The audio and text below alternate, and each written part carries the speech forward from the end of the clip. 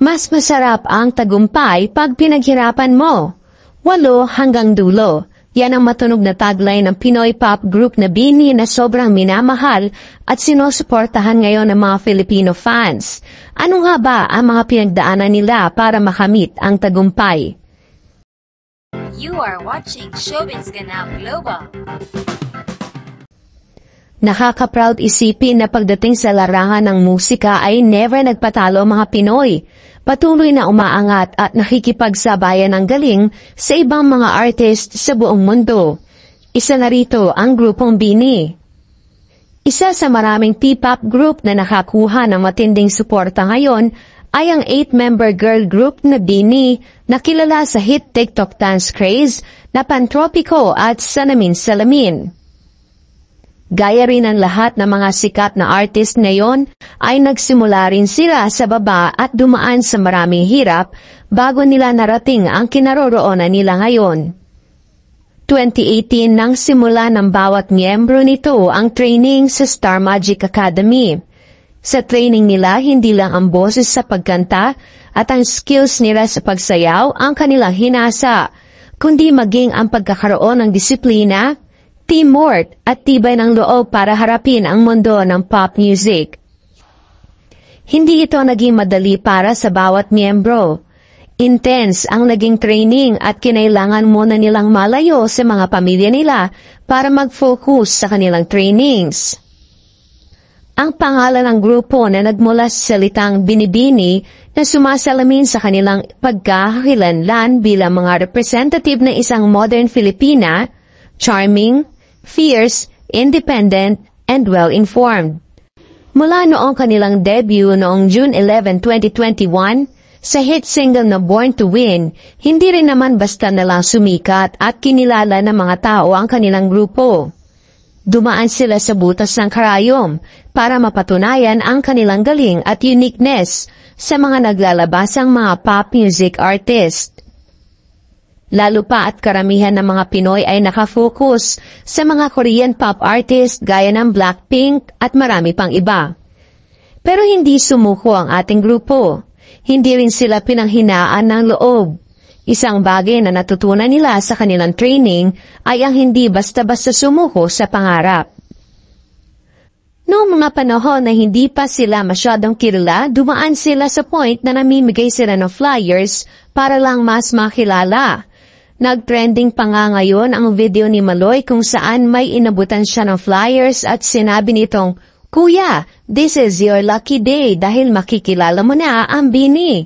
Ngunit karamihan ng mga nakatanggap raw ng flyers ay tinatapon lang at ang iba naman ay dinededma sila.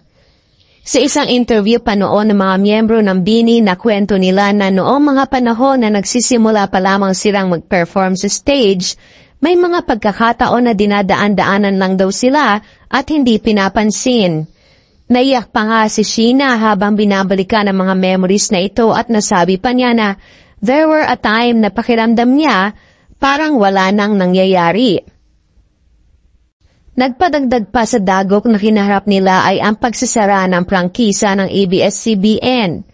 Binalot ng takot ang mga BINI members at napaisip kung paano na ang mga pinaghirapan nila.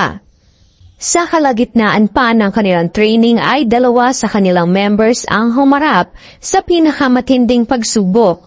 Ang kanilang miyembro na si Sheena ay namatayan ng number 1 supporter nito, ang kanyang nanay.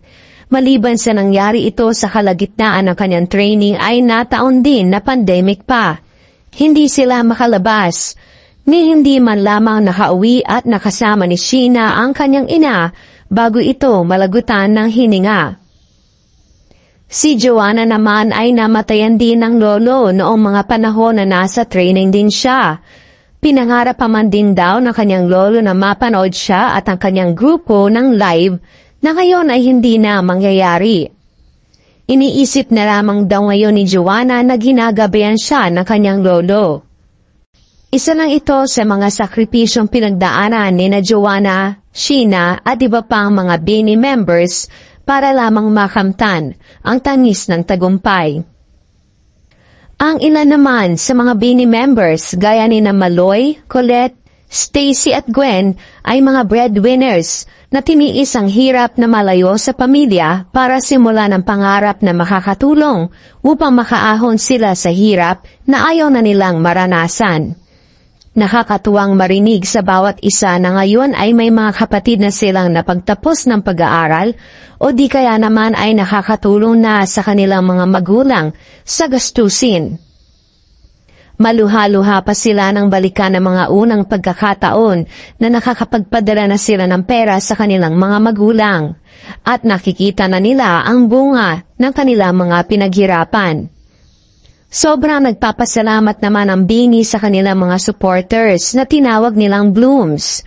Naaalala pa raw nila na noong nagsisimula pa lamang daw sila at nagkakaroon sila ng mga virtual shows ay kakaunti lang daw ang sumusuporta at nanonood sa kanila.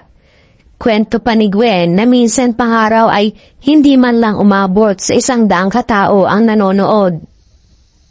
Pero ngayon, laking gulat nila na kahit saan sila magpunta ay marami na ang nakakakilala sa kanila.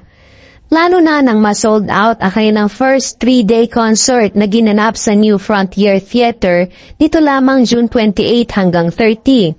Ramdam na ramdam nila ang pagmamahal at suporta sa kanila ng mga Blooms.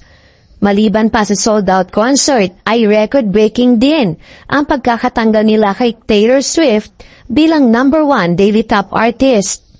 Halos more than 2 years din itong hinawakan ni Taylor Swift, ngunit sa loob lamang ng 4 na buwan mula na pumasok sa chart ang Bini ay nag-1 agad sila. Ganon katindi ang suporta at pagmamahal na natatanggap nila sa kanilang mga fans. Pag nakikita raw nila ang kanilang mga fans ngayon, naiisip na lang daw nila na sobrang worth it lahat ng hirap na pinagdaanan nila.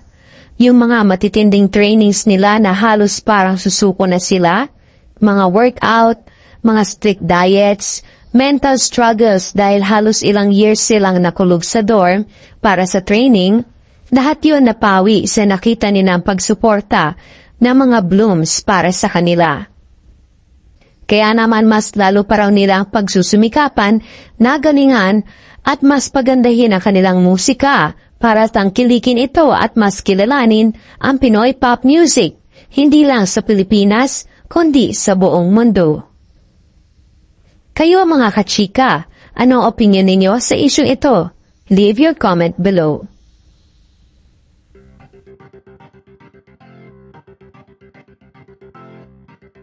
Don't forget to subscribe and click the notification bell for more Showbiz Ganap Global updates.